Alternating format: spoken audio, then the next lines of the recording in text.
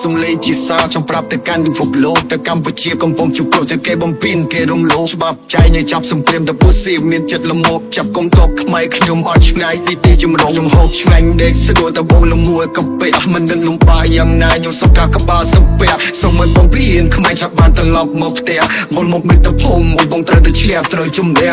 Let's my shoulder back to my country come on in the peace why you do this for me បើជឿចាប់ណាស់កូនใจល្បិចពុកតែលេខ2បទបញ្ជាឈប់បាញ់ប៉ុន្តែត្រូវខ្មាំងលោកស៊ី This song is for my nation I'm from Cambodia we speaking the truth Thailand មិនបាញ់កុំតិចនៅព្រះវិហារសុថាហេតុអ្វីអ្នកចង់បានសង្គ្រាមនិយាយមិនអាចនិយាយឃ្លៀបបានក៏យើងត្រូវបហោហៀបជាហើយអោបើឲ្យហូបបាយឬនៅកូនដេកមិនលក់បាយមិនស្រេកដេកមើលភ្លើបើសិនគ្មានបាតែកូនគួរធ្វើមិនតាច់កូនលើកដៃប៉ុនព្រះសុំតែបងសួងឲ្យអ្នកមាន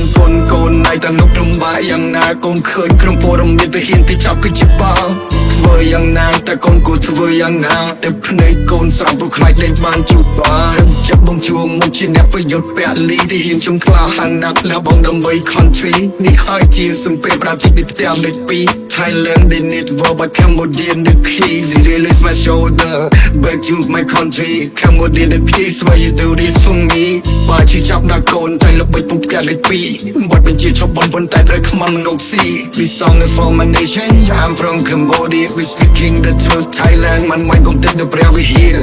សុថាហេតុអ្វីអ្នកចង់បានសង្គ្រាមជានៅអាចនិយាយឃ្លៀបបានមិនក៏យូរត្រូវបងឈានសំនៅឈាមតែរឿងនេះពួកអ្នកមិនអាចសងភាសាខ្ញុំបែកបកព្រោះអ្នកបានបាញ់ចូលមកជាឆ្ងាននំតានៅសួរយកអ្វីមកសោពួកអ្នកបំផ្លាញប្រទេសខ្ញុំកូនខ្មែរគ្រប់រូបត្រូវចាំឲ្យរយនៃពេលធ្វើវិជាអំពើថោកទាបចង់បានរបស់គេបង្កើតចំនួនវិវាទបាគុំនិតឆ្លៀនពីនៅសល់ប្រមាណលំណោទៀតដោះលែងពួកខ្ញុំទៅយើងចង់មានសន្តិភាព